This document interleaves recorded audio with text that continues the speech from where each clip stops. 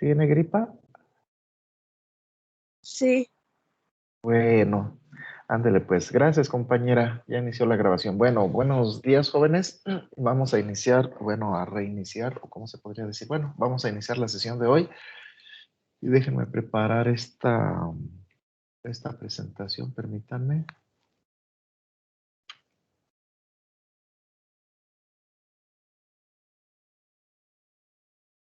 Recordarán ustedes que estábamos revisando algunas de las pruebas que se les hacen a las semillas para tener una idea de cuál es la calidad de esas semillas. Es decir, ciertos indicadores que ahora sí que nos indiquen, recuerden ustedes que los indicadores indican eh, si esas semillas van a ser capaces de producir nuevas plantas. Recordarán ustedes, compañera Valencia, ¿ya está viendo la presentación?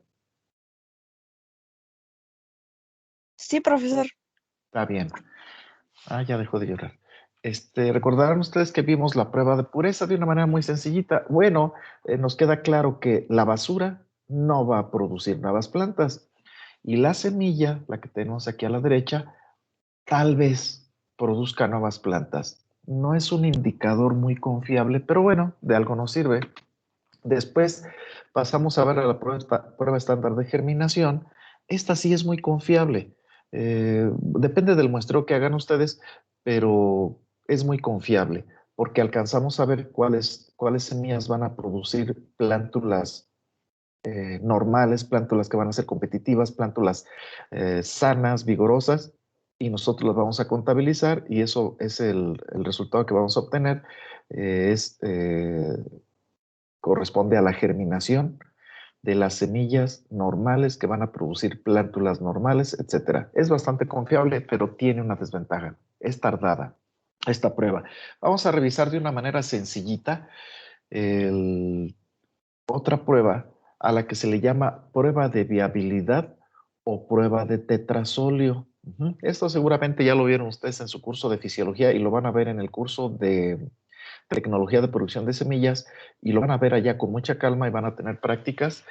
Aquí lo vamos a ver de una manera sencillita. Bien, primeramente, ¿cuál es el fundamento de esta prueba? Miren, hay una sustancia que se llama el 2,3,5-trifeniltetrasolio, que es incoloro. Es un polvo blanco que se disuelve en agua y forma una solución. Se disuelve bastante bien, bastante bien. Hay que calentar un poquito el agua para que se disuelva completamente, pero se disuelve bastante bien y forma una solución incolora. Bueno, pues a este 2,3,5-trifeniltetrasolio, eh, en combinación, cuando está en contacto con unas enzimas deshidrogenasas que participan en la respiración, sufre transformaciones y se transforma en unas sustancias que sabrá Dios qué sustancias serán, pero esas sustancias adquieren un color rojo muy intenso, mucho, mucho, muy intenso, jóvenes. Déjenme ver como qué, como el color de la sangre, ándenles, muy intenso, de hecho podría decir hasta más intenso, todavía es un rojo no pálido, es un rojo muy intenso. Y bueno, se hace una especie de seguimiento de línea mental en la que decimos, bueno, si existen estas enzimas deshidrogenasas que vuelven al tetrasolio rojo, es porque la respiración se está llevando a cabo de manera correcta. Se hace una asociación de ideas. Si existen estas enzimas deshidrogenasas, la respiración se está llevando a cabo de manera correcta. Si la respiración se está llevando de manera correcta, el tejido está vivo. Y si la generalidad de los tejidos en la semilla están vivos, bueno, pues entonces la semilla está viva y tiene capacidad para producir una nueva planta. Realmente son varias ideas que se asocian y aunque no existe relación causal entre ellas, sí existe una relación un tanto casual. Normalmente es muy efectiva esa relación mental que hacemos nosotros de tal manera que decimos, los tejidos coloridos están vivos directamente, ya no pasamos por la deshidrogenasa y por la respiración directamente, sino que no, perdón, específicamente, sino que nos vamos a esta asociación de ideas. Los tejidos coloridos están vivos. Bien. de tal manera que nos pueden dar muchas coloraciones cuando nosotros sometemos a las semillas al contacto con el tetrasóleo, y después vamos a ver de qué se trata las coloraciones que vamos a obtener de las semillas. Normalmente las semillas que están vivas, que están vigorosas, que están sanas, que están relativamente jóvenes, se colorean con un color muy intenso, rojo muy intenso. Entonces, nosotros esperamos que las semillas que pretendemos sembrar se coloreen, bueno, la muestra de semillas que tomamos del lote general de las semillas que vamos a sembrar, esperamos nosotros que se coloreen mucho, y eso sería un indicador de que las semillas están vivas y están perfectamente capacitadas para producir una nueva planta. ¿Sí quedó más o menos claro? Compañera Valencia, ¿sí me oye más o menos bien? Sí, profe, sí. Está bien. Bueno, entonces continúe. ¿Cómo se hace? ¿Cómo se hace esta prueba? Primeramente se prepara una solución de 2,3,5-trifeniltetrazolio, al que se le llama comúnmente nada más tetrazolio, del 0,5 al 1% en agua normalmente común y corriente, aunque se busca que sea agua destilada, pero puede ser, digamos, agua de la llave que tenga ciertos carbonatos o bicarbonatos, pero poquitos, ¿verdad? Por ejemplo, hay lugares donde el agua tiene muchos carbonatos y bicarbonatos y tiene un pH relativamente alto, pues no es muy deseable. Adicionalmente, nosotros tenemos que neutralizar esa agua. ¿Por qué? Porque el trifeniltetrazolio es un compuesto muy ácido, y este compuesto ácido le causa daños a las semillas y prácticamente las mata, o les causa serios daños y dificulta la coloración, porque entonces al dañar los tejidos ya no van a respirar correctamente. Entonces nosotros tenemos que neutralizar el pH de esta solución de agua con tetrazolio, y le aplicamos un buffer de fosfatos. Recuerden ustedes, si no lo saben, que los llamados buffers de fosfatos logran un pH cercano al 6,5. Un pH de 6,5 pues, es bastante aceptable, es muy bueno, y precisamente se neutraliza esta solución con un buffer de fosfatos. Se encuentran, se consiguen con relativa facilidad estos buffers de fosfatos con cualquier distribuidor de productos químicos. Bueno, no con cualquiera, pero casi con cualquiera. Bien. Y la solución de agua con tetrazolio y el buffer de fosfatos se pone en la oscuridad. ¿Por qué? Porque la luz daña esta solución y hace que el tetrazolio se convierta en otras cosas. No sé qué cosas, pero al menos destruye el tetrazolio. Entonces tenemos que ponerlo en oscuridad. Después vamos a preparar la semilla. ¿De qué manera vamos a preparar la semilla? Si es una semilla que no tiene una cubierta delgada o una cubierta gruesa que impida la entrada del agua, en este caso de la solución de tetrazolio, no hay problema, no tenemos que hacerle nada. Por ejemplo, en el caso del maíz, en el caso del frijol, en el caso del trigo y de algunas otras semillas, pues no hay que hacerles nada, no hay que prepararlas. En el caso de algunas otras semillas que tienen letargo físico o letargo mecánico, como es el caso de la manzana, de la guayaba, ¿de qué más? De la pera, las que ya había comentado que tienen letargo físico, manzana, pera, y bueno, y algunas otras, o letargo mecánico, como es el caso del durazno.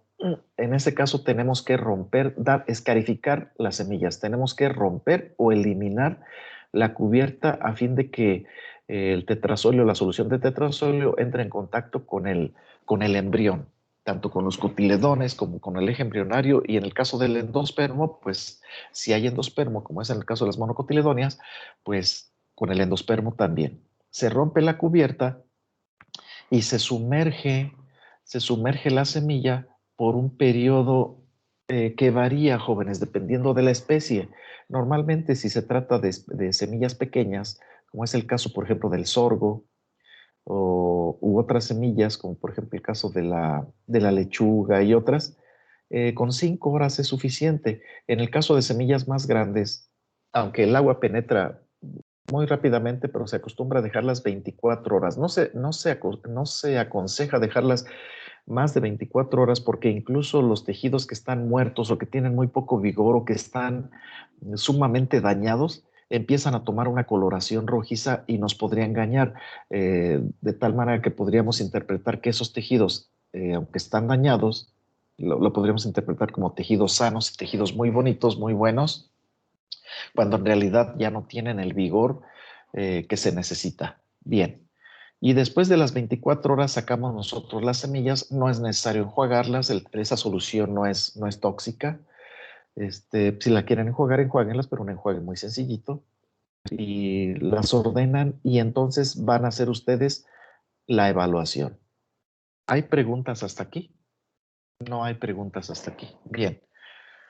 ¿Cómo se hace la evaluación? Miren ustedes, debemos considerar dos cosas. Primero, bueno, primeramente, las semillas completamente teñidas, como es el caso de la semilla que se ve aquí en esta fotografía, en el recuadro o en el rectángulo que está marcado con la letra A.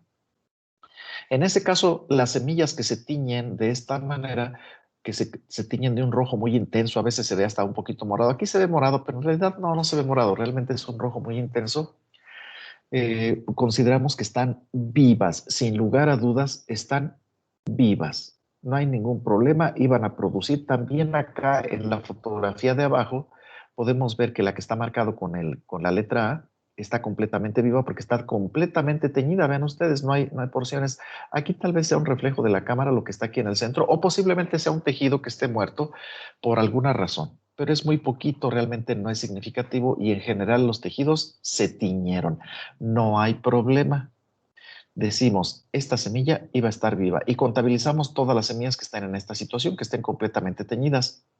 Por otro lado, debemos considerar las semillas que no se tiñeron o prácticamente no se tiñeron, como es el ejemplo que tenemos aquí en el rectángulo H.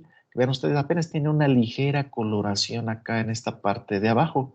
Podemos pensar, para efectos prácticos, que no se tiñó en absoluto. ¿Sí? Lo mismo acá en el rectángulo que está marcado con la letra I, apenas tiene una ligera coloración. Podemos pensar que no se tiñó y para efectos prácticos nosotros decimos que esas semillas no iban a producir nuevas plantas, ¿verdad? No tenían capacidad para producir nuevas plantas porque estaban los tejidos que conforman esa semilla, estaban prácticamente muertos. Ven ustedes que tiene una ligera coloración, indica una cierta actividad en la respiración y solamente los tejidos vivos respiran, pero están respirando de una manera muy lenta y podríamos decir nosotros que esa semilla prácticamente está muerta, que no iba a producir nuevas plantas. ¿Hay preguntas en relación a estos dos extremos? Adrián Álvarez, diga usted. Y los que están en el punto intermedio, profe, Ah, no, como... espérese, no se adelante, no se adelante, ¿sí? Entonces, en relación a esos dos extremos, no hay mucho problema. El problema, jóvenes, es cuando la tinción no es intensa, sino que adquiere ciertas tonalidades de rojo no tan intenso, o de que toma un color rosita claro, o de un color rosa fuerte. Ese es un problema. Ahí nosotros tenemos que recurrir a se les llama cartas guías o cartas de coloración de semillas, le llaman de muchas maneras, las encuentran ustedes hasta en el internet, ¿verdad? Actualmente, y, y las tonalidades, bueno, y ahí les van a indicar, por ejemplo, les van a decir, por ejemplo, si su semilla se tiñe así de un color que no está tan intenso como aquí en la fotografía A, en el rectángulo A, podemos pensar que esta semilla sí iba a germinar. Esta semilla, aquí no solamente cambia la intensidad y el brillo, sino que hay ciertas partes que no se tiñeron. De eso vamos a hablar enseguida. Tenemos otro grado de tinción que sería el dado aquí en el rectángulo D. Aquí podemos pensar, por decir algo, estoy inventando, que sí, la semilla sí iba a germinar. Tenemos otras semillas que se tiñeron de un color rojizo, pero muy claro. Entonces ahí la carta guía les puede decir, esta semilla sí va a germinar y va a producir una planta sana o no. Entonces se tienen que basar en lo que les dice esas cartas guías porque dependen de la especie. Y por ejemplo, en el caso de la figura de la F, la G y la H, las figuras F que están aquí en los rectángulos F, G y H, posiblemente las cartas guías les dicen estas semillas no iban a producir plantas sanas porque tienen un grado de tensión muy bajo, lo cual es un indicador de que los tejidos estaban respirando muy lentamente, etcétera, etcétera. Bueno, no les dicen todo eso, simplemente les dicen, consideren que no iban a producir plantas sanas y se acabó. En en esta otra fotografía del lado derecho arriba, encontramos, por ejemplo, este grado de tinción aquí marcado con la letra A, aquí en esta primera columna. Pues seguramente la carta de colores, la carta guía les iba a decir que no iba a germinar adecuadamente. Acá tenemos otras semillas acá en las últimas dos columnas de la fotografía de la derecha que están prácticamente claras, que prácticamente no fueron teñidas. Seguramente les van a indicar que no iban a producir plantas. Aquí tenemos unas semillas que se tiñeron un poquito más intensamente, vean ustedes. La carta guía les puede decir, estas semillas sí iban a producir una planta o no iban a producir una planta normal. Ya tienen que basarse en lo que les diga la carta guía. La elaboración de esta carta guía, si bien no requiere de una capacidad intelectual muy alta, sí se requiere de mucho trabajo y este trabajo tiene que ser muy sistemático y es mucho trabajo elaborar esas cartas guías. Por eso no les digo que las elaboren ustedes. Ustedes ya nada más consíganlas e interpreten de acuerdo a las indicaciones que les dan esas cartas guías. ¿Alguna pregunta en relación a lo que he dicho hasta ahorita? ¿No? Bien. Pero no solamente es la tinción que se da en las semillas, va a ser completa en toda la semilla, sino que puede haber tejidos que sufran tinción y otros tejidos que no sufran tinción. Y aquí tenemos en la carta de abajo, que presenta 4 por 3, 12 casos, tenemos casos diversos. Miren ustedes, tenemos los casos extremos. En el caso de la fotografía del rectángulo A, tenemos una semilla que se tiñó completamente. Vean ustedes, ahí está emergiendo ya la radícula incluso y está completamente teñida. No hay problema. En el caso de la fotografía B y de la fotografía D, podemos pensar que también sufrieron tinciones, aunque en el caso de la fotografía D de dedo, vean ustedes que acá en el extremo donde está la radícula hay cierta palidez y en el caso de la fotografía del lado B, el extremo de la radícula está blanco. Significa que no está respirando. Bueno, ya ven ustedes de que no todo es color rojizo. En el caso de la fotografía de la semilla del rectángulo C, vean ustedes de que hay ciertas partes del cotiledón, sobre todo en la periferia, que están muertos. Y esos no iban a participar en la aportación de nutrientes al eje embrionario. El eje embrionario se tiñó, pero no se tiñó muy intensamente. Vean ustedes que no se parece en el color de este eje embrionario de la letra A con el eje embrionario de la letra C. Las intensidades son diferentes. En el caso de la letra C, del recuadro de la letra C, es más pálida la tinción. Entonces, la carta guía, esta es una carta guía precisamente que tomé del internet y les puede indicar que esta semilla no iba a germinar. ¿Por qué? Porque una porción de los cotiledones no iba a aportar los carbohidratos que tiene almacenados. ¿Por qué? Porque las células están muertas y no iban a sufrir el proceso de la digestión y translocación de las sustancias complejas orgánicas que tiene almacenadas y no se lo iban a aportar al eje embrionario. Adicionalmente, el eje embrionario está teñido de una manera muy pálida, lo cual nos indica que su vigor muy posiblemente sea bajo. ¿Qué significa que el vigor sea bajo? Recuerden ustedes que en el caso de las vegetales, el vigor está relacionado con la capacidad de crecimiento. Posiblemente esa plantita va a tener un crecimiento muy lento, tal vez tan lento que no alcanzaría a emerger de la superficie del suelo, o si emergía de la superficie del suelo, no iba a poder competir con otras plantas, iba a quedar sombreada y se iba a morir, posiblemente. Digo, eso hay que verlo. Las cartas guías no dan tanta explicación. Solamente les dice si ustedes tienen que considerar a lo que iba a resultar de esta semilla como una planta viable, llamémosle normal, sí o no. Son categóricos, no le dan una explicación. No le dicen, oye, ¿Quieres ser mi novia? Ay, no, pues fíjate que yo tuve unos novios y que y que el otro, y que como estoy estudiando en Chapingo y que quién sabe. No, no, espérate. No me des explicaciones, nada más dime, ¿quieres ser mi novia? Nada más dime sí, no o no sé. Y se acabó. Ahórrate las explicaciones. En algunos casos queremos eso, ¿verdad?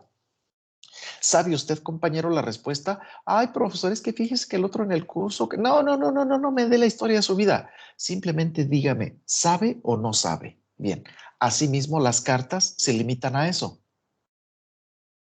¿Va a producir una planta normal? Sí o no. Qué felicidad. Nos facilitan la interpretación de esta prueba de tetrasolio, ¿verdad?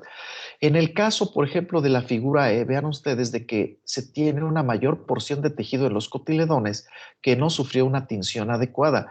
Y el eje embrionario, en este caso la radícula, también tiene una tinción, aparte de heterogénea. Hay ciertas porciones que prácticamente no se tiñeron. Lo más seguro es que la semilla de la figura E no iba a producir una planta normal. Lo mismo la figura F. Aparentemente la figura G, sí va, la semilla de la figura G sí va a producir una planta normal. ¿Por qué? Porque está completamente teñida. Pero tal vez, no lo alcanzo a distinguir porque la fotografía no lo permite, está muy pequeña. Hay algunas porciones que no están teñidas y a veces es necesario separar los cotiledones para ver el eje embrionario cómo está teñido. Aquí vemos nada más la radícula, pero el eje embrionario que está metido entre los dos cotiledones, hay que evaluarlo para ver si el eje embrionario está bien teñido o la conexión que une al eje embrionario con los cotiledones y con el endospermo, en el caso de que haya endospermo, si está bien teñida, porque de nada sirve que el eje embrionario esté muy bien teñido, que los cotiledones estén muy bien teñidos, pero la conexión entre los cotiledones y el eje embrionario esté muerta. No tiene caso, el eje embrionario no va a crecer porque no va a recibir los carbohidratos que se están almacenando. Pero todo eso, jóvenes, se los dicen las cartas guías. Aquí puse solamente unas fracciones de las cartas guías, pero normalmente tiene muchísimos más ejemplos en los cuales se pueden ustedes basar para hacer una especie de comparación de la tinción que sufrieron las semillas de la muestra que ustedes tomaron del lote de semillas y las semillas que les muestra la carta guía, y ustedes pueden determinar qué porcentaje de semillas iban a producir una planta normal. ¿Hay alguna pregunta en relación a esto? Carlos Aram, diga usted. Profe, ¿qué otros usos tiene el tetrasolio en la agricultura? No conozco, fíjese, no lo sé. Esto es y vaya que yo he leído muchísimo, prácticamente en todas las áreas del conocimiento agrícola y biológico, y no he visto que el tetracielo se utilice para otra cosa, fíjese. Es para lo único que yo sé. A ver, vamos a ver si hacemos una búsqueda rápida aquí en el internet, el tetrasolio. ¿Para qué sirve? Pues normalmente se utiliza para las semillas. Aquí me aparecen puras cosas para las semillas, tetrasolio en semillas, cloruro de tetrasolio. A ver, el cloruro de 2,3,5-trifeniltetrasolio o simplemente cloruro de tetrasolio es un indicador redox usado comúnmente en experimentos bioquímicos para indicar especialmente la respiración celular. Es un polvo blanco cristalino, ya lo había dicho, soluble en agua, etanol y acetona, pero insoluble en éter. Test de tetrasolio se utiliza para las semillas, es casi lo único que dice aquí, al menos Wikipedia. Y algunos otros, no, yo no he visto que se utilice para alguna otra cosa, compañero. ¿Por qué lo pregunta? ¿Tiene usted algún otro dato? Eh, una vez un ingeniero me dijo que, bueno, lo mencionó, pero para pruebas en plántulas, y no sé en qué consistían las pruebas. Ah, no lo sé, fíjese. Yo no he oído nada en pruebas de plántulas, como qué tipo de pruebas. No se me ocurre. Tal vez para ver que estén vivas, pero es más fácil ver si están vivas, pues nada más observando si las hojas están turgentes, si están creciendo o aunque no estén creciendo, pero que los tejidos estén vivos. Normalmente tienen un color amarillento o verdoso los tejidos vivos, normalmente en las plantas superiores, en las dicotiledóneas y en las monocotiledóneas, pero hay formas más fáciles de saber si están vivas o no.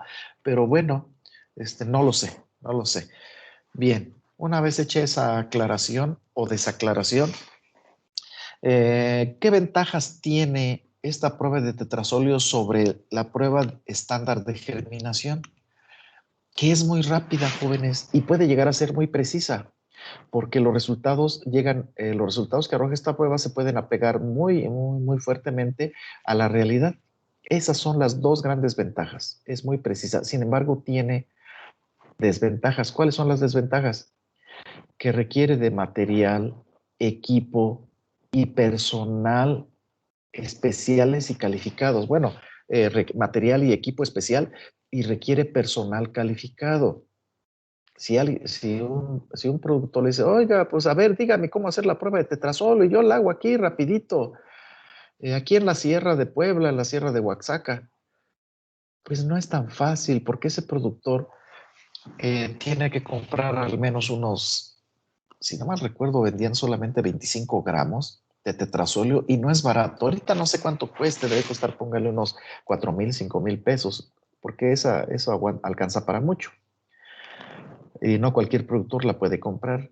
Ahora, no cualquier productor lo puede preparar porque no tiene una balanza para pesar la cantidad exacta de tetrasóleo. Tiene que ser pues entre 0,5 y 1% en agua. Que el agua pues no tenga tantas sales, eso no lo puede saber el productor. Y difícilmente le va a poder aplicar buffer de fosfatos. Y la interpretación va a ser difícil para ese productor hacerla. Entonces tiene que ser un personal relativamente calificado, tal vez un técnico agrícola o un muchachito más o menos inteligente de secundaria o un ingeniero agrónomo egresado de fitotecnia. Lo dudo. ¿O sí podrán? Pues no sé, tal vez por ahí hay alguno que sí pueda hacerlo, que su capacidad intelectual sí se lo permita, pero sí se requiere personal calificado para realizar esta prueba y para realizar la interpretación de los resultados que arroja esta prueba. Y bueno, se requieren ciertos materiales y equipo, como por ejemplo, pues una caja de Petri o cualquier recipiente, ¿verdad? En algunos casos de algunas semillas se requiere un microscopio porque las semillas son muy pequeñas. En el caso de la semilla de lechuga, de col, de coliflor, de brócoli, las semillas son muy pequeñas. No, profe, es que las alcanzamos a ver a simple vista. Sí, las semillas se ven a simple vista, pero hay que ver sus tejidos, si están completamente teñidos o hay algunas porciones, por pequeñas que sean, que no estén teñidas. Entonces se requiere un microscopio estereoscópico, por ejemplo, difícilmente un microscopio óptico, ya son más potentes, con un microscopio estereoscópico es suficiente, pero pues ya se necesita. Y no cualquier productor o en cualquier sierra de Puebla o de Oaxaca se puede tener. Helios Aguindanda, diga usted. Sí, profesor, había mencionado que el tetrasóleo es ácido y la solución buffer se utilizaba para contrarrestar esa acidez. Mi duda Sí, es cómo se adhiere entonces el tetrasóleo a la deshidrogenasa o el eso mecanismo. sí, ahí sí es una de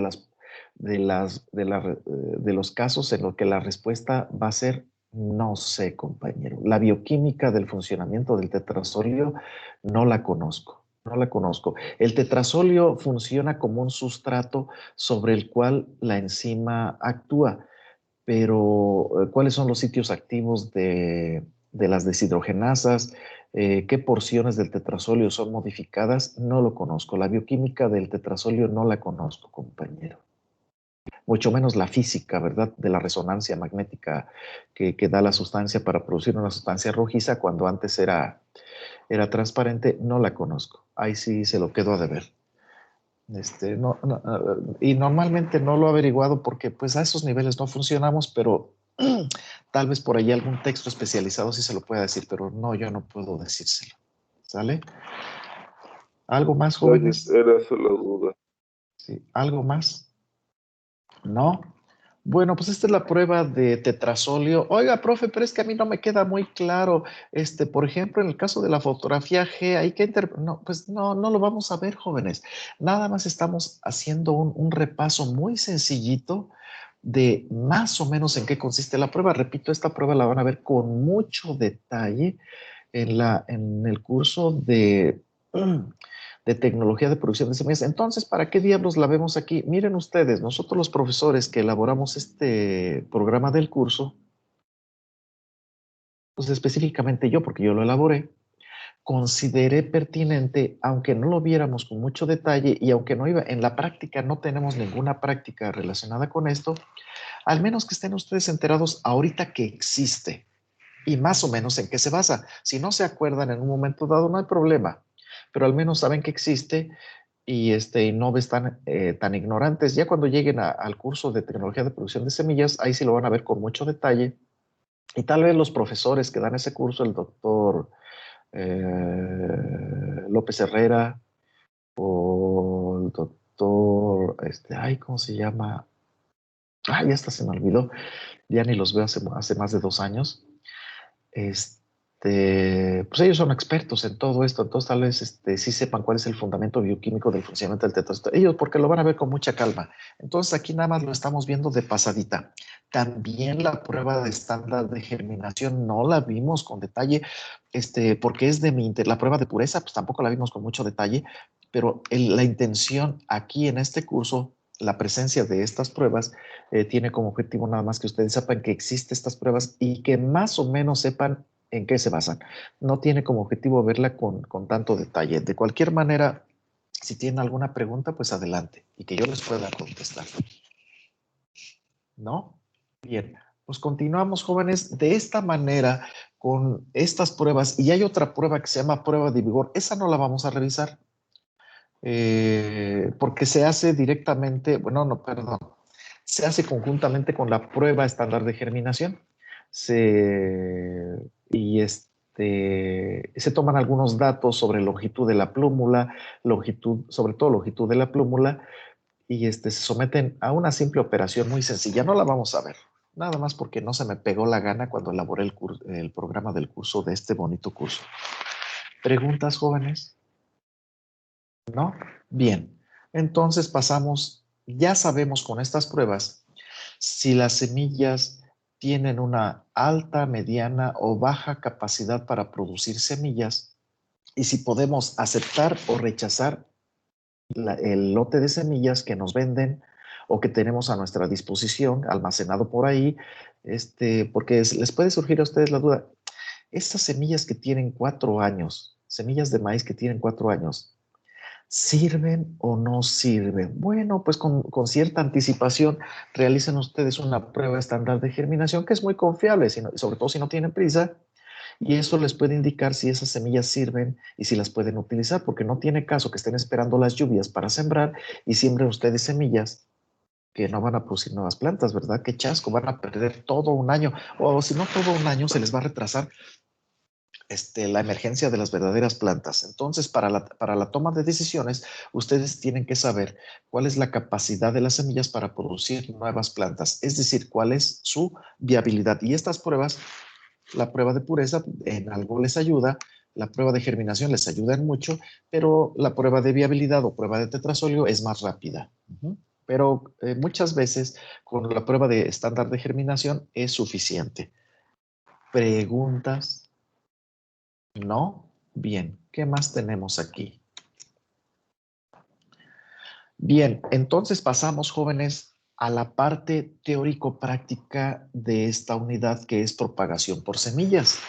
¿Sí? Aquí nosotros vamos a analizar muchos aspectos que se dan en la práctica en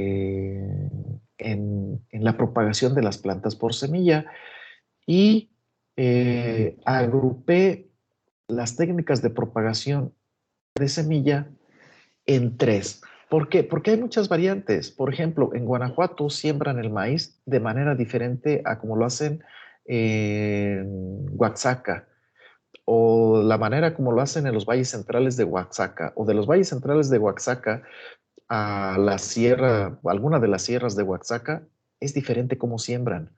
Es diferente las prácticas culturales que le hacen al suelo antes de sembrar. ¿Será que el maíz se propaga por la técnica de siembra más trasplante? Bueno, en San Luis Potosí empezaron a probarlo y dio excelentes resultados, ¿eh? Después lo vamos a analizar. Pero entonces, ¿se hace siembra más trasplante o cómo se hace? O sea, ¿es necesario utilizar un tractor? ¿Es necesario rastrear? ¿Es necesario barbechar? Lo vamos a discutir aquí, pese a la reticencia, pese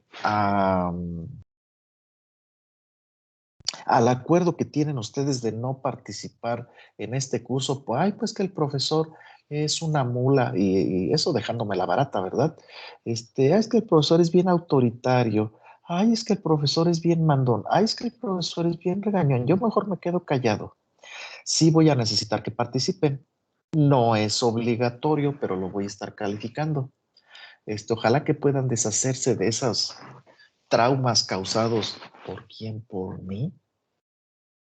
Pues en cierta medida por mí, pero en cierta medida propiciados por alguien más, ignoro quién, que les dijo que a ustedes no se les puede tocar ni con el pétalo de una rosa.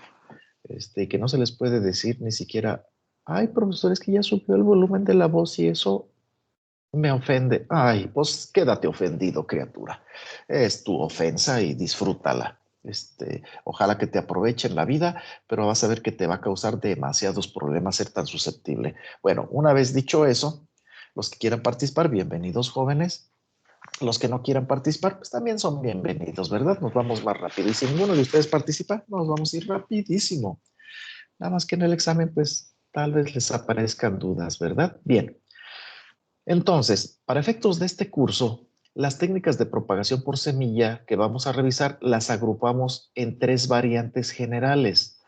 Una es siembra directa. Ahorita vamos a ver en qué caso se utiliza. Otra es, le he dado en llamar siembra más trasplante o siembra y trasplante, como ustedes quieran. Y hay otro conjunto de técnicas u otra técnica, como ustedes lo quieran ver, ya es cosa de ustedes, que he dado en llamar siembra más trasplante o siembra y trasplante o siembra y dos trasplantes, como ustedes lo quieran llamar, ¿sí? Porque en realidad se realizan dos trasplantes. Oiga, profe, ¿y en qué caso se utiliza una y en qué casos? Bueno, vamos a verlo. ¿Qué ventajas tiene utilizar una y otra? Ahorita lo vamos a ver. ¿Y cómo se hace, profe? Ahorita lo vamos a ver. ¿Qué utilidad tiene el hacer siembra más trasplante en comparación con siembra directa? También lo vamos a revisar.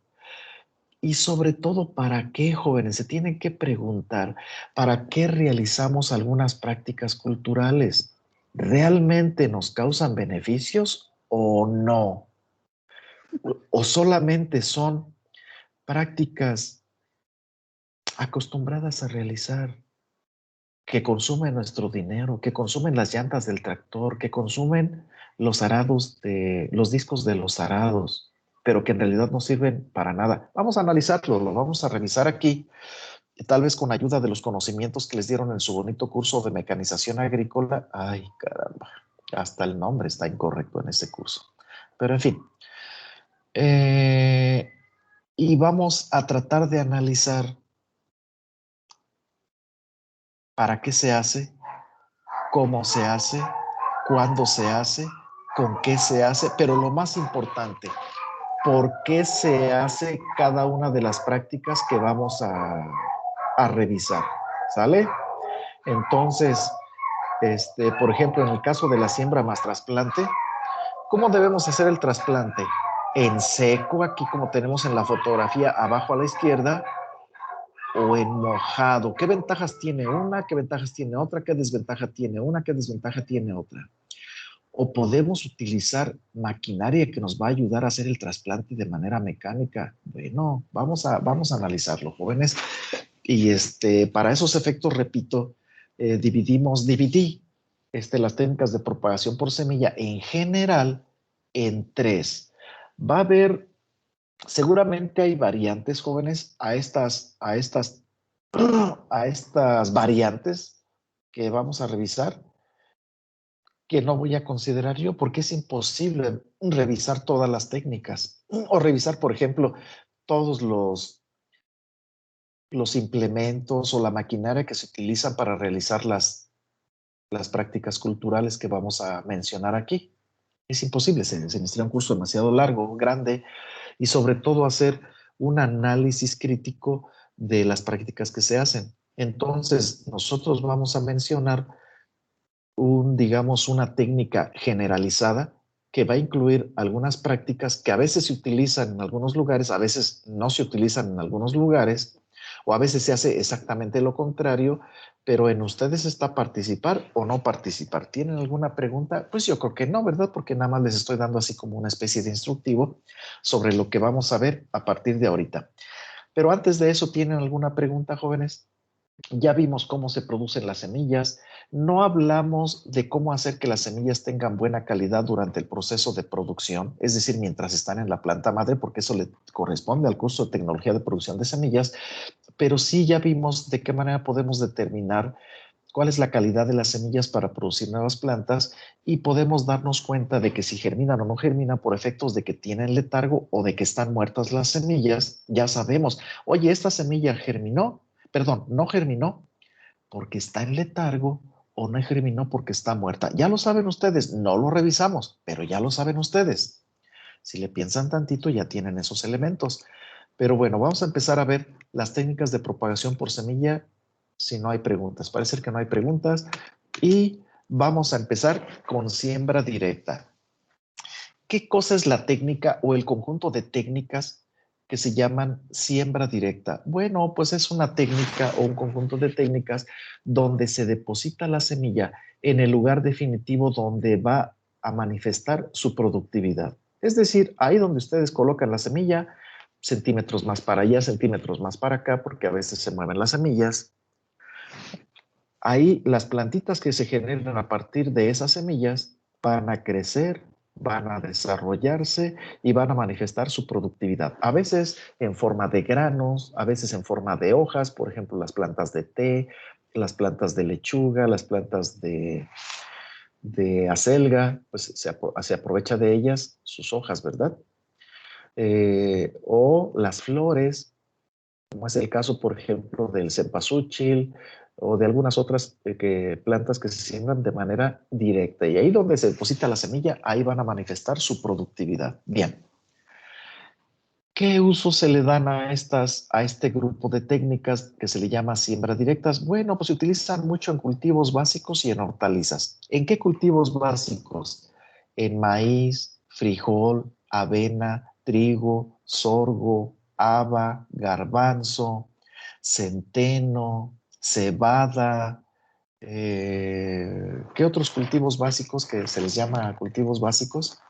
Bueno, pero también se utilizan hortalizas. En algunos casos, ciertas hortalizas de las que les voy a mencionar se propagan y se cultivan mediante otra técnica, normalmente siembra más trasplante.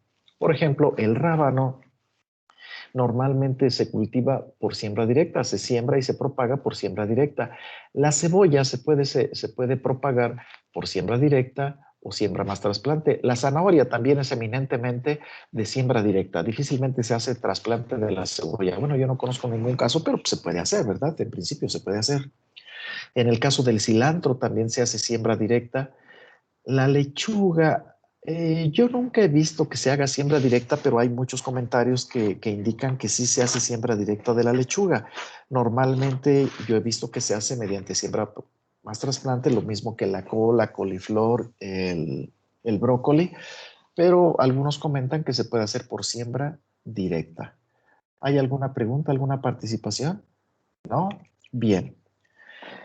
Vamos a revisar, y aunque aquí en esta transparencia no hago el análisis, nosotros vamos a tratar de hacer el análisis, qué es, cómo se hace, en qué consiste, para qué se hace, y si realmente da beneficios o no o da beneficios, los procedimientos generales que utilizamos, sobre todo para la preparación del terreno. Miren ustedes, tenemos el subsoleo. ¿Alguien me puede decir qué es el subsoleo? Ojalá que se animen a participar, jóvenes, porque les va a permitir saber a ustedes si tienen bien claro cuál es, en qué consisten los términos que se atreven a usar. A veces no ponen a andar muy bien esa herramienta maravillosa que es el cerebro y sobre todo las capacidades del cerebro y se ponen a hablar de términos que a veces ni siquiera saben. Oye, mi hijo, ¿qué cosa es el subsoleo? Ay, papá, ves que sí que sé lo que es, pero no te lo puedo decir. Los psicólogos y los filólogos, que son los que estudian la relación de la mente con el lenguaje, saben que cuando no lo pueden expresar con palabras es que no saben realmente de qué se trata. Compañera Valencia Sarmientos, dígame usted, ¿qué es el subsoleo? Recuerde usted que estábamos recurriendo a decir inicialmente, no es la única manera, pero yo se lo recomiendo fuertemente, a qué grande grupo de entidades pertenece. Por ejemplo, el perro es un animal. Ah, bien. Al decir que es un animal, ya dejamos claro que no es un vegetal, que no es un mineral, que no es un pensamiento, que no es un hongo, que no es una bacteria, que no es un protozoario, que no es una propuesta, que no es un proyecto, es un animal, un perro, ¿verdad? ¿Qué es el subsoleo, compañera Valencia Sarmientos? El subsoleo es una actividad agrícola que ¿Podría ser un poquito más precisa? el subsoleo es una actividad. Sí, y es agrícola, a mí me queda claro, pero ¿podría ser más precisa? Por ejemplo, si le dice usted, un perro es un animal, le digo, ¿podría ser usted más preciso? Ah, bien, un perro es un animal mamífero, o puede decir que es un mamífero. ¿Podría ser más preciso? Pues un perro es un animal mamífero cuadrúpedo. ¿Podría ser más preciso? Un perro es un animal cuadrúpedo, bueno, mamífero, cuadrúpedo, que tiene orejas. Y así puede irse siendo más específico, ¿verdad? ¿Podría ser usted más específico? Porque decir actividad agrícola y decir nada, pues casi es lo mismo, ¿verdad? Cuando usted va de su casa en el rancho a la tienda de ese bonito rancho de usted, pues es una actividad agrícola, porque atravesó los campos de cultivo. Entonces, realmente es tan amplio ese concepto que no nos dice nada. Podría ser, ya le di tiempo a pensar al echar este rollo, podría ser más específica. El subsoleo es una actividad agrícola en la que se ocupa un implemento para remover capas endurecidas del suelo. Regularmente es a más de 20 centímetros de profundidad. Sí, está muy completa su definición de subsoleo. Gracias, compañera. Adriana Álvarez, ¿usted quiere decir qué cosa es el subsoleo? Sí, profe, es una labor agrícola la cual consiste en el rompimiento de las capas profundas del suelo, regularmente a 20 centímetros debajo y A ver, regularmente el 20 suelo como el arado centímetros debajo de quién? 20 de la centímetros debajo superficie de... del suelo. Ah, sígale. Sí, es como el arado, pero más profundo que el arado. Bueno, el subsoleo es una práctica, el arado es un implemento. Ok, ok. Si les estuviera diciendo el subsoleador, eso sí, el subsoleador es un implemento que sirve para hacer el subsoleo. Fíjense muy bien, utilicen bien las palabras, jóvenes, ¿sí? Porque sobre todo cuando van a firmar un contrato, uy, esto no se los he dicho, el uso de las palabras puede ser muy engañoso. Yo soy experto en eso. Cuando ustedes saben manejar una herramienta, la pueden utilizar en beneficio de ustedes, en perjuicio de otros, o en beneficio de ustedes y en perjuicio de otros. Pueden utilizarla sin que la gente se dé cuenta. Pero si ustedes no saben utilizar esa herramienta, las víctimas van a ser siempre ustedes. ¿Por qué? Porque van a decir, uy, pues es ingeniero y yo no sabe ni hablar. Estábamos hablando de subsoleo y él me salió con que es un implemento similar al arado. El arado es un implemento. El subsoleo es una práctica cultural, como dijo la compañera Valencia Sarmientos, bueno, es una práctica agrícola. El compañero está confundiendo y efectivamente están confundiendo. No confundan. Ojalá que no sean tan susceptibles, tan chillones para acabar pronto Y el hecho de que yo los corrija, a veces de una manera no tan suavecita, ay, no hiera sus sentimientos, pobrecitos muchachitos. ¿Qué necesidad tienes, mijo, de irte a que un viejo pelón allá que da el curso de propagación de plantas te maltrate? ¿Qué daño les están haciendo de veras a ustedes? Pero bueno, eso ya es cosa de ustedes. ¿Qué más quiere decir Adrián Álvarez? Nada más eso, profesor. Nada más, está bien. Ramírez Hernández, le pregunto yo a usted, ¿qué es el subsoleo? Es una práctica agrícola de descompactación del suelo que tiene la finalidad de romper las capas compactadas para reducir los escurrimientos e incrementar la infiltración del agua, además de promover la aireación y estimular el crecimiento de raíces. A ver, dígame usted cómo se llama la página de internet que está leyendo. De Redalic, algo Sí, así. híjole, pero no pueden utilizar su propia cabecita. Digo, qué bueno que utilizan esos recursos, ¿verdad? Pero luego me doy cuenta cuando ustedes están leyendo. Impónganse, les sugiero, es una humilde y cordial y amable sugerencia. Ay, muchachos tan chillones. Que ustedes de su propia cabecita saquen la información.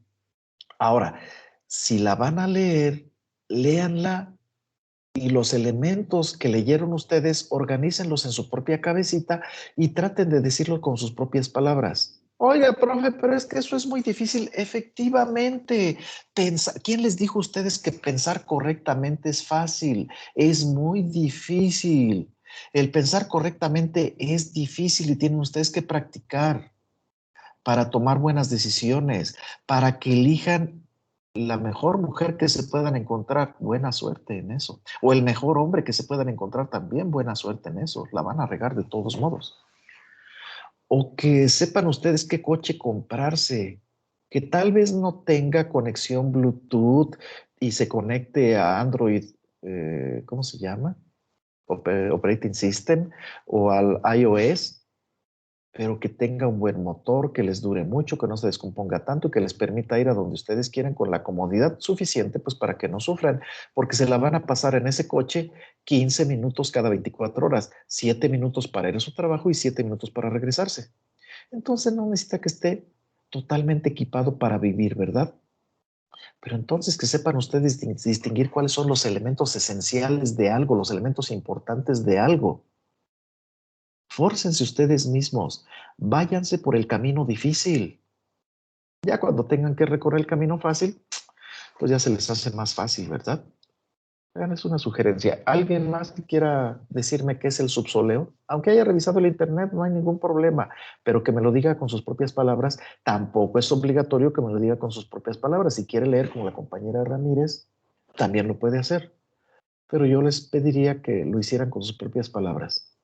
¿No? Bien. Yo se los voy a tratar de decir con mis propias palabras. A ver, déjenme ver la página de internet. No es cierto, se los voy a decir con mis propias palabras. El subsoleo, jóvenes, efectivamente es una práctica cultural de roturación del suelo que normalmente se hace cuando es decir, cuando el suelo tiene un muy bajo contenido de humedad y que sirve para romper las capas duras del suelo. Y cuando digo capas duras del suelo, me refiero específicamente al piso de arado. Normalmente el subsoleo se realiza para romper el piso de arado. Cuando ustedes no tienen el piso de arado, no tiene prácticamente caso. Bueno, hay otros objetivos del subsoleo, pero el principal es romper el piso de arado. Cuando ustedes no tienen piso de arado, no tiene caso realizar subsoleo. ¿Qué es el piso de arado? El piso de arado es una capa de suelo extremadamente dura. Les pregunto yo, ¿alguien ha visto en la vida real el piso de arado? En la vida real, así en un suelo. ¿Alguien lo ha visto? ¿Alguien lo ha sentido?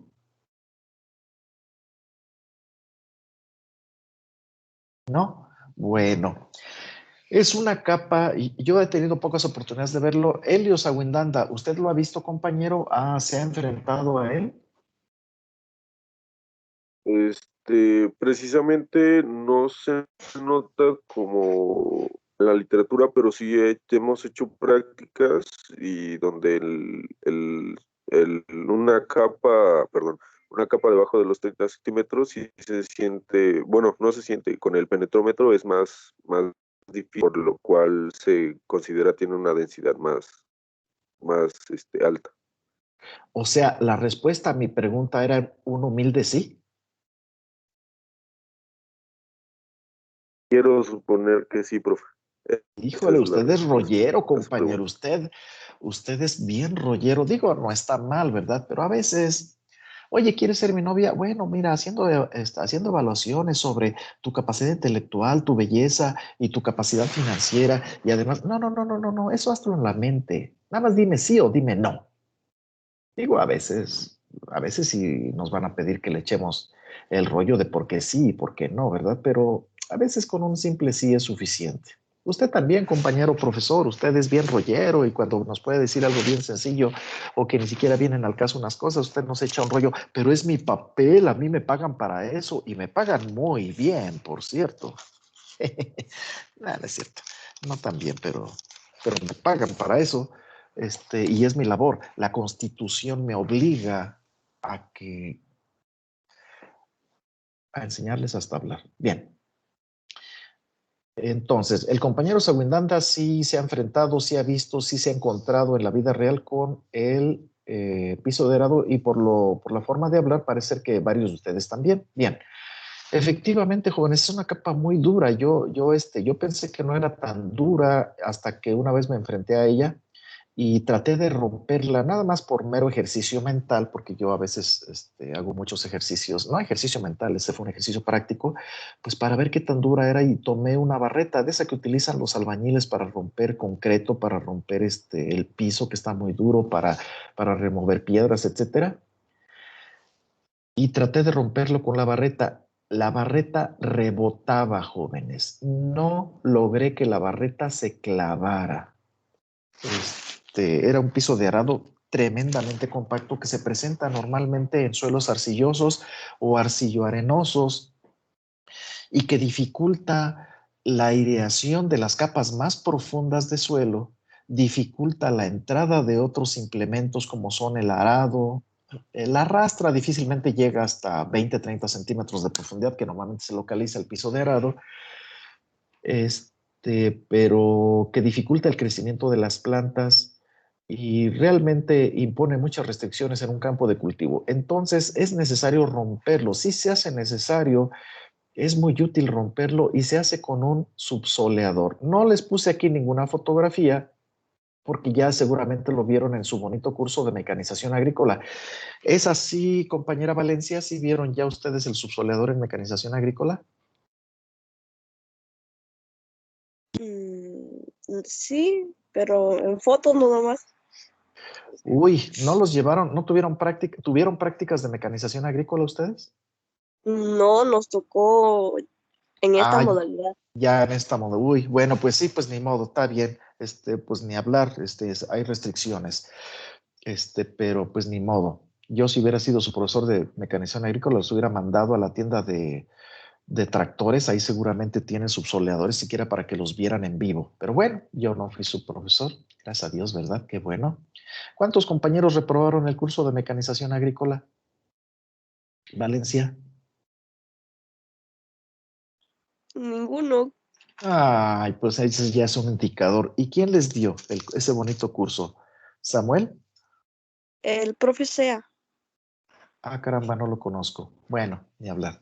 Está bien. Bueno, pues entonces cuando ustedes tengan en su terreno donde van a cultivar algo, tengan una capa, un piso de arado que les dificulte las labores o que imponga restricciones al cultivo, y seguramente se les van a imponer restricciones al cultivo, aunque ustedes no lo noten en su inconsciencia, no lo noten, realicen el subsoleo, jóvenes. Ahora pregunto yo, ¿el subsoleo con qué grado de humedad en el suelo es recomendable hacerlo?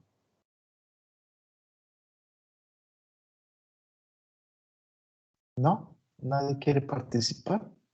A ver, Adrián Álvarez, dígame.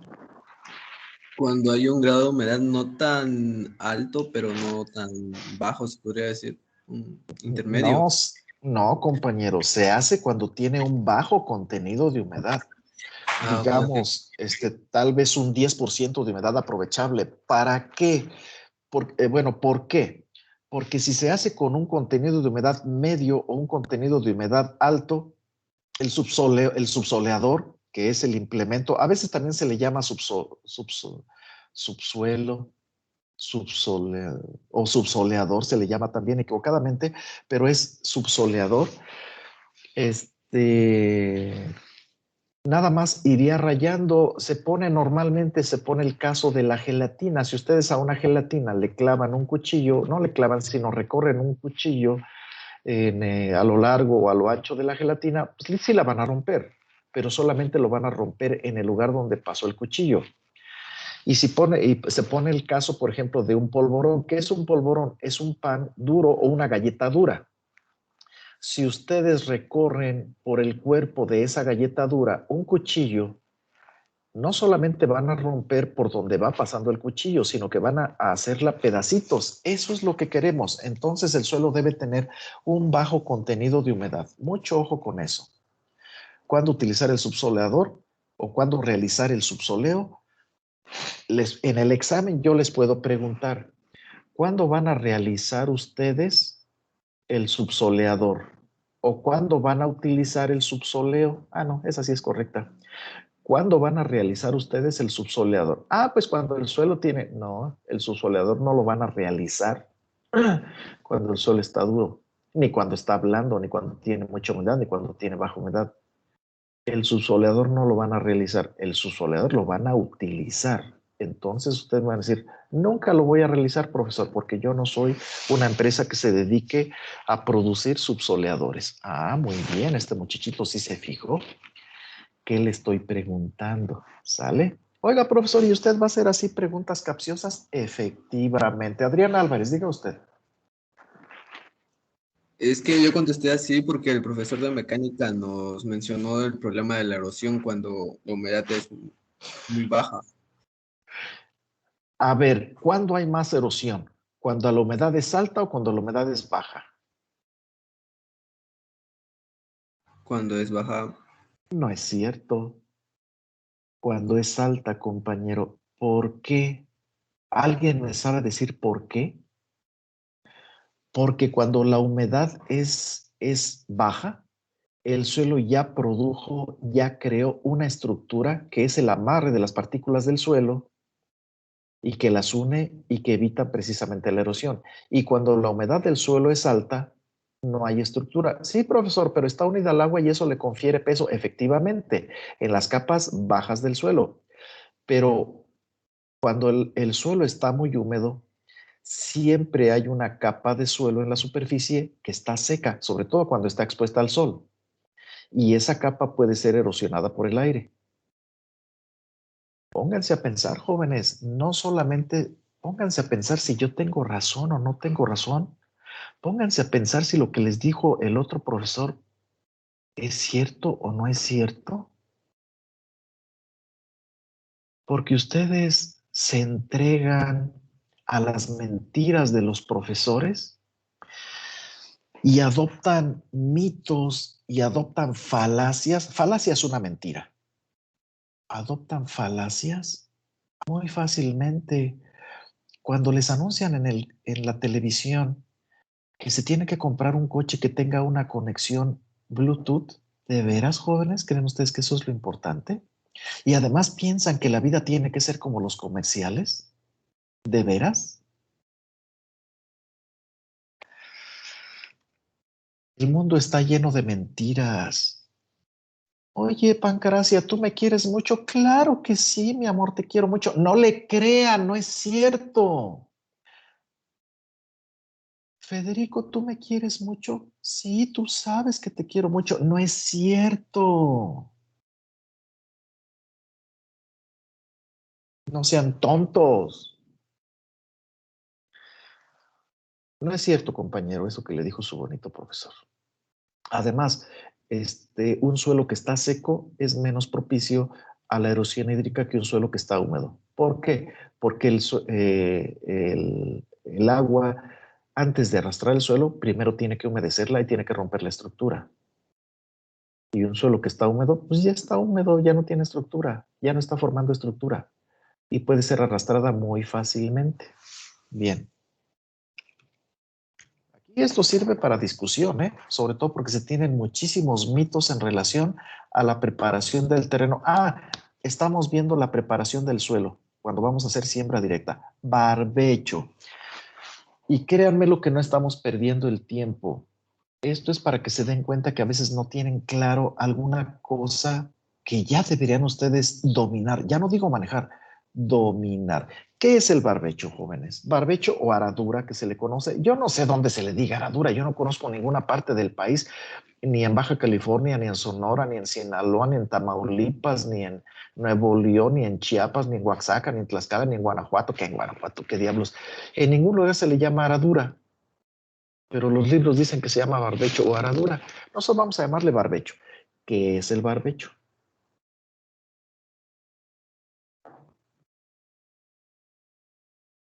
¿De veras, jóvenes, no quieren participar? Conste que ahorita ya no los he regañado, ¿verdad? Ya no les he dicho tontos. No, pues nunca les he dicho. ¿Qué quiere usted, Beatriz Jerónimo? ¿Por qué me interrumpe? Decir qué es el barbecho, A profesor. ver, dígame qué es el barbecho, Beatriz Jerónimo.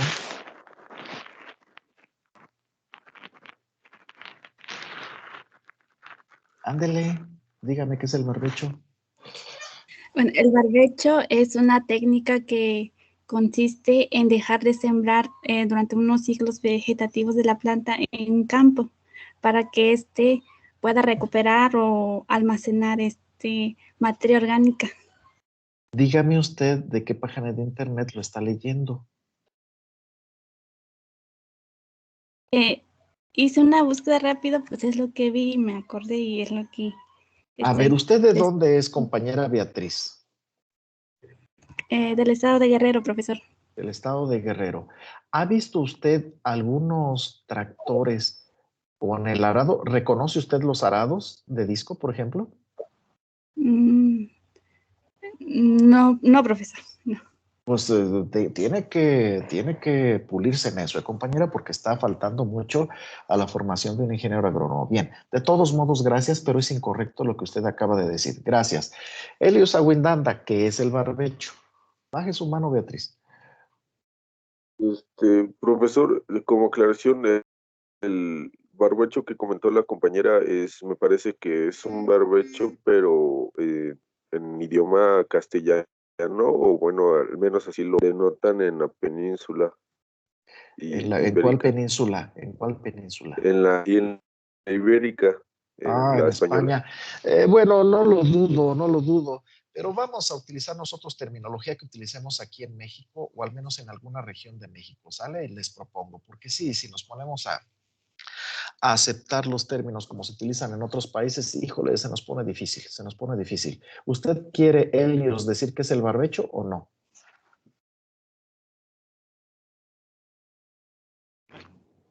Bien, supongo que no. Santiago Gaussín, ¿qué es el barbecho? El barbecho es la práctica mediante la cual una capa inferior del suelo es llevada a la capa superficial y la superficial es llevada hacia abajo por el movimiento que hacen los discos del arado. Bueno, está bastante completa y normalmente sucede así, pero no siempre, ¿eh? No siempre. Bien, el barbecho es una práctica de roturación que se le hace al suelo, digamos, en profundidades que pueden ir, digamos, de unos 10 a unos 40 centímetros de profundidad del suelo y que normalmente voltean el suelo. ¿Qué significa voltear el suelo? Lo que ya dijo el compañero. Algunas capas de suelo que están relativamente profundas se van a la superficie y las que están en la superficie, algunas se van hacia abajo. Es una práctica de roturación.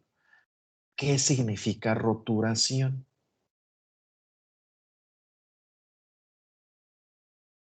¿Qué significa roturación? Es bien fácil. Omar Pérez Pacheco, diga. Voltear, profesor. No, no significa voltear.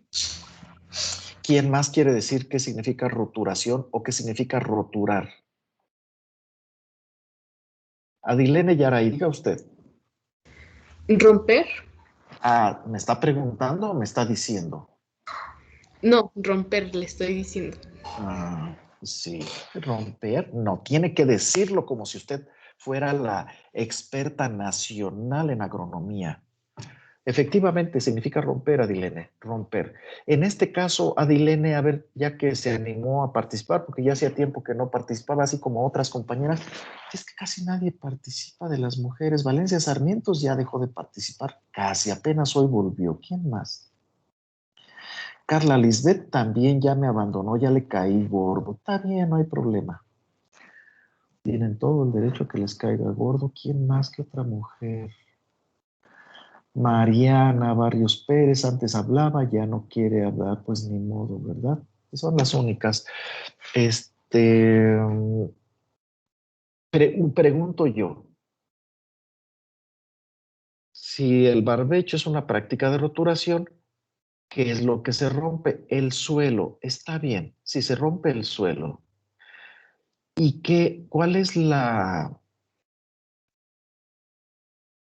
A ver, permítanme ustedes, déjenme ordenar mis pensamientos. ¿Cuál es la cualidad del suelo que se altera con el barbecho? El suelo tiene, por ejemplo, tiene pH, tiene capacidad de intercambio catiónico, tiene textura, tiene contenido de... Tiene muchas características. ¿Qué característica del suelo se altera con el barbecho? Valencia Sarmientos, diga usted. Se altera la estructura. Efectivamente, y dígale a toda esta bola de ignorantes y perezosos e irresponsables qué es la estructura, compañera Valencia Sarmiento, y le pongo otros 2 puntos.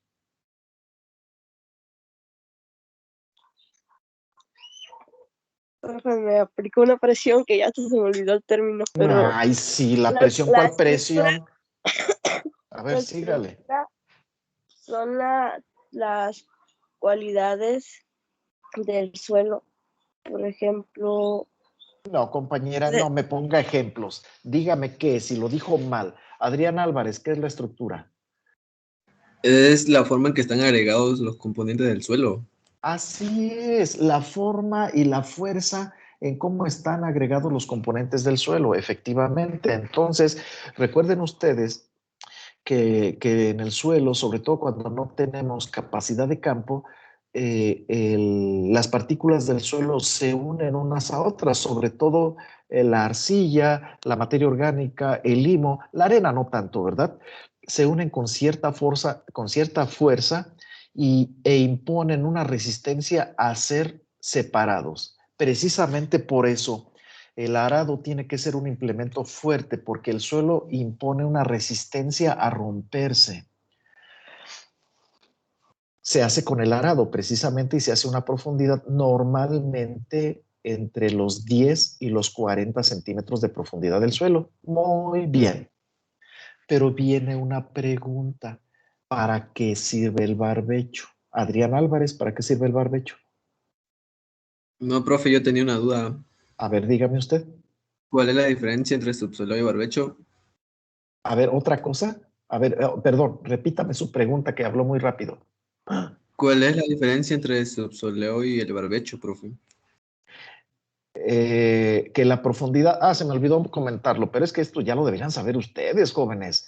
El subsoleo se hace normalmente a una profundidad de 90 centímetros y tiene como principal objetivo romper el piso de arado, el subsoleo. El barbecho se hace a una profundidad de 10 a 40 centímetros. Y es que esa es otra pregunta que yo tengo. De hecho, se las acabo de hacer. ¿Cuál es el objetivo del barbecho? El objetivo del subsoleo es romper el piso de arado. ¿Cuál es el objetivo del barbecho? Adrián Álvarez. Modificar la estructura del suelo. Sí, ese es, digamos, el objetivo inmediato. ¿Y para qué diablos quiero modificar romper la estructura del suelo específicamente. Para que esté menos compactado, profe. Y las Ay, raíces. pues, espérese. ¿Para qué matas a ese pollo? Pues para que esté muerto. Pues sí, cuate. Iba a decir una grosería, pero no la dije. Ay, qué bueno que no la dijiste, te salvaste. Pues sí, claro, a mí me queda claro. Rompo la estructura para que no esté compactado. Romper la estructura y disminuir la compactación es exactamente lo mismo, compañero. Pero ¿para qué hago el barbecho? Fue mi pregunta. ¿Cuál es el objetivo del barbecho? No el objetivo inmediato. ¿Para qué un productor realiza el barbecho? ¿Qué sucede? Vaya, se los voy a poner de otra manera. ¿Qué sucede si el productor no realiza el barbecho comparado con otro productor que sí hizo el barbecho? Adrián Álvarez, baje su mano. Santiago Alfaro, dígame usted. Yo quería responder cuál es la finalidad del barbecho.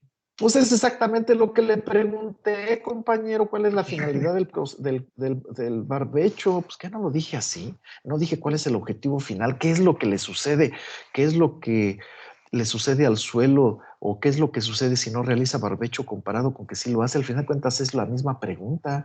A ver, conteste. Para permitir la infiltración del agua y crear condiciones en las que pueda haber aire en A el ver, suelo. espera, vámonos por partes. Para permitir la infiltración del agua, ¿qué si no realizo barbecho? ¿No se infiltra el agua? Sí, pero se infiltra de manera más eficiente. ¿Cómo? A ver, ¿se infiltra de manera más eficiente si no hago barbecho? No, cuando se hace el barbecho. Pues tiene que hablar de manera correcta, compañero, porque, oye, ¿quieres ser mi novia? Sí. Ah, mira, qué bueno que aceptaste. No, espérate.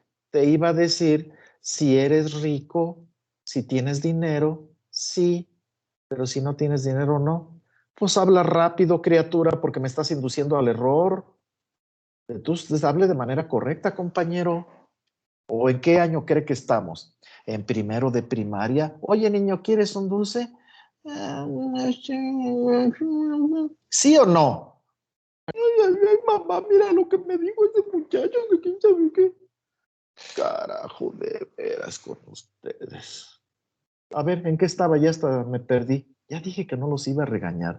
Ay, pero de veras ustedes son tan... No termines esa oración, refugio. No la termines. Bien, ¿quién era el compañero que me estaba contestando? Antes que cobardemente ya bajó la mano. Santiago Alfaro. ¿Qué le pregunté? Que cuál era el objetivo del barbecho. Usted decía, ¿qué me dijo? ¿Para qué se hace ¿para qué se hace el barbecho? ¿Cuál era el fin último del barbecho? ¿Para permitir la infiltración del agua? ¿Por qué podría permitir un suelo barbechado una mayor infiltración, compañero? Debido a que se rompe, se descompacta la Se parte rompe la superficial. se rompe la estructura, ¿verdad? Sí. ¿Está viendo usted la transparencia que les estoy proyectando, compañero? Sí, profesor. Bien, dígame usted, si esos dos terrenos, el que están arriba a la izquierda y abajo, que están inundados, porque los están regando, ¿verdad? Pero ahorita están inundados, tienen mucha estructura, han desarrollado una estructura muy fuerte, ¿sí o no?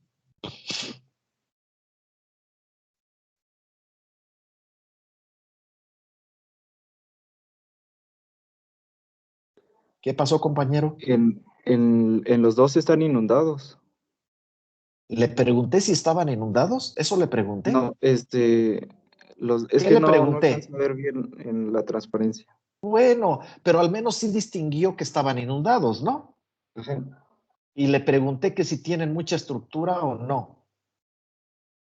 En el que se ve que está cultivado. No. Le dije la fotografía a la izquierda, de arriba a la izquierda y la fotografía de abajo. En la de arriba a la izquierda está descompactado y en la de abajo está más compactado. Ay, no es cierto. El agua rompe la estructura, compañero, y casi la vuelve igual a cero. No igual a cero, pero casi igual a cero.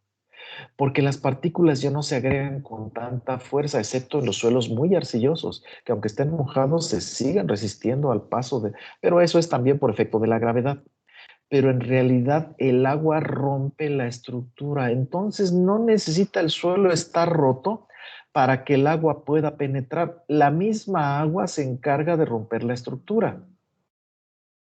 ¿O cree usted que tiene mucha estructura el suelo cuando está mojado? ¿Qué es la estructura otra vez? La manera como se arreglan y se unen las partículas del suelo. ¿Cree usted que en un suelo mojado que está inundado, las partículas se unen con mucha fuerza?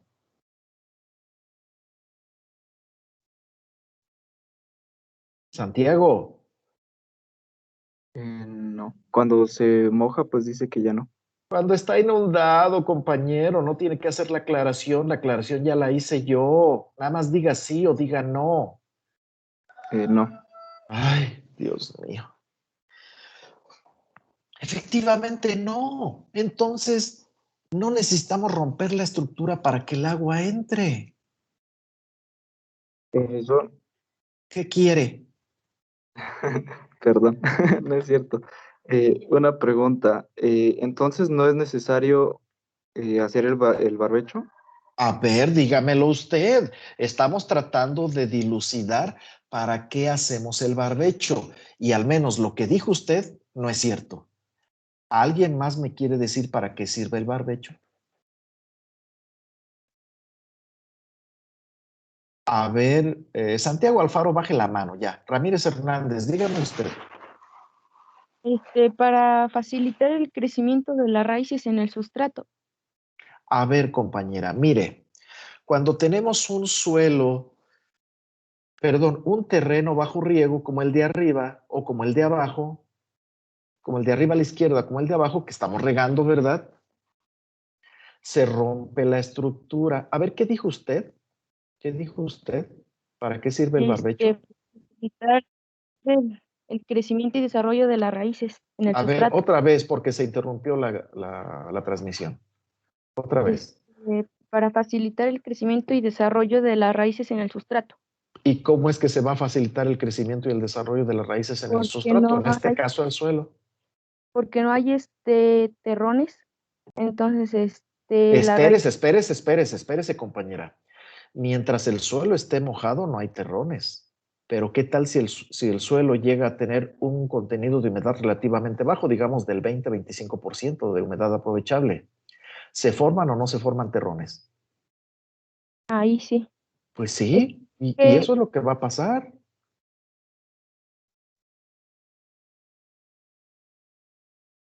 Entonces, ¿para qué queremos el barbecho? Porque además barbechamos, está bien. Se moja el suelo, se rompe la estructura, rompimos nosotros la estructura. De hecho, ya sea con el agua de riego o con el agua de lluvia, pudimos haber roto la estructura. Sí, el agua rompe la estructura. Pero una vez que se seca el suelo, haya sido barbechado o no haya sido barbechado, vuelve el suelo a formar estructura. Pregunto, ¿es cierto eso que acabo de decir o no es cierto, compañera? sí. Entonces, ¿de qué caso tiene que yo me cambie de ropa y me ponga ropa limpia si me voy a jugar un partido de luchitas en el lodo? Pues luego me voy a ensuciar, ¿verdad?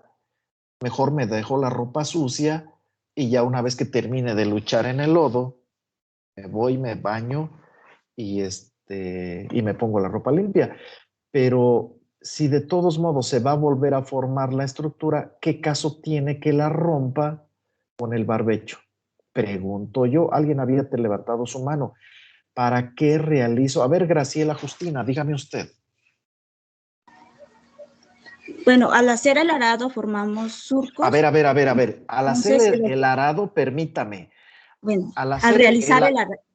Al Al realizar el arado. realizar el arado, ese solamente lo hacen en las plantas armadoras de arado, digamos de la Ford, de la Massey Ferguson, de la McCormick, que construyen arados, compañera. No estamos hablando de la construcción, de la realización, de la fabricación de arados.